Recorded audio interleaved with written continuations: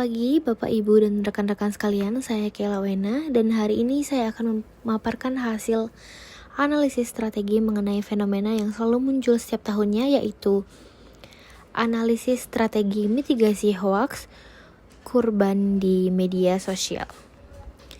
Oke, kita akan membedah masalah ini menggunakan berbagai kerangka analisis melalui dari pastel hingga solusi knowledge driven communication analysis.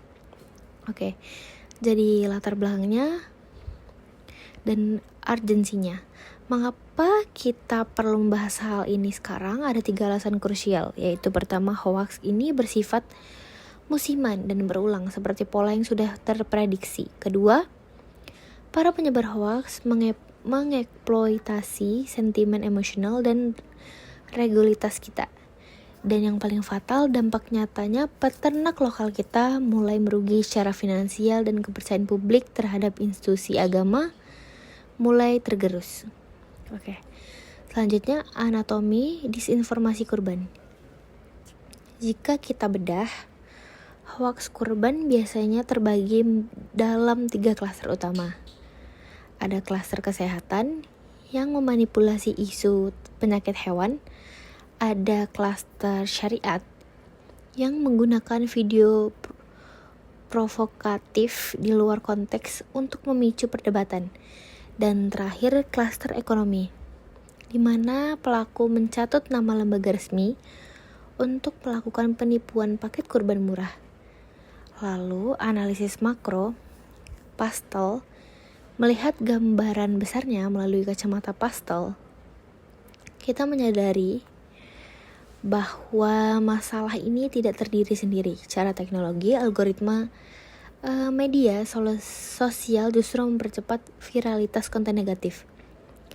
Baik secara sosial, masyarakat kita memiliki religiositas yang tinggi, namun seringkali tidak dibarengi dengan nalar kritis atau literasi digital yang cukup. Analisis strategi atau SWOT-nya dalam memetakan strategi kita melihat adanya SWOT. Kekuatan kita institusi seperti MUI dan Kemenak, namun kelemahannya pada respon klarifikasi kita yang seringkali kalah cepat dibandingkan kecepatan hoax itu sendiri. Baik, di sini kita melihat peluang besar pada Gen Z untuk menjadi agen literasi digital di masa depan. Oke, selanjutnya analisis akar masalah fishbone. Melalui diagram fishbone, kita bertanya, kenapa hoax itu sulit dihentikan? Oke, baik. Jawabannya sistematik. Dari sisi manusia, ada bias konfirmasi. Oke. Dan lalu dari sisi mesin, fitur atau forward di WhatsApp memudahkan penyebaran tanpa verifikasi. Dan di sisi metode, budaya tabayun atau cek fakta sebelum menjadi gaya hidup di masyarakat kita. Oke, analisis dampak pohon masalah. Visualisasi pohon masalah ini menunjukkan bahwa jika akarnya adalah rendahnya pendidikan literasi, maka datangnya adalah masif sebaran hoaks. Lalu hasilnya dahan dan daun yang gugur adalah keresahan sosial dan kerugian ekonomi yang nyata bagi umat. Selanjutnya, solusi strategis knowledge driven communication analysis. Sebagai jawaban, saya menawarkan kerangka KDCA ini atau knowledge driven communication analytic.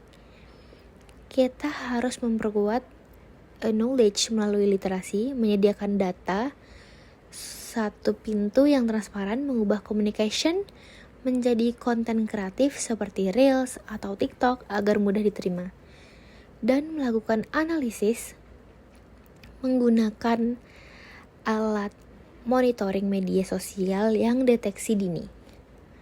Baik, di sini kesimpulan dan saran sebagai penutup, hoax kurban adalah masalah sistemik. Kita tidak bisa hanya mengandalkan langkah reaktif seperti pemblokiran konten. Kita butuh solusi preventif. saran saya perlu ada kolaborasi antara Pentahelix atau pemerintah, platform digital, dan tokoh agama harus bersinergi untuk memutuskan rantai disinformasi ini.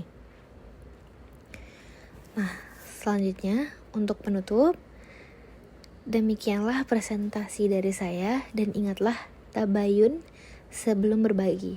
Lindungi kesucian ibadah di ruang cyber. Terima kasih atas perhatiannya.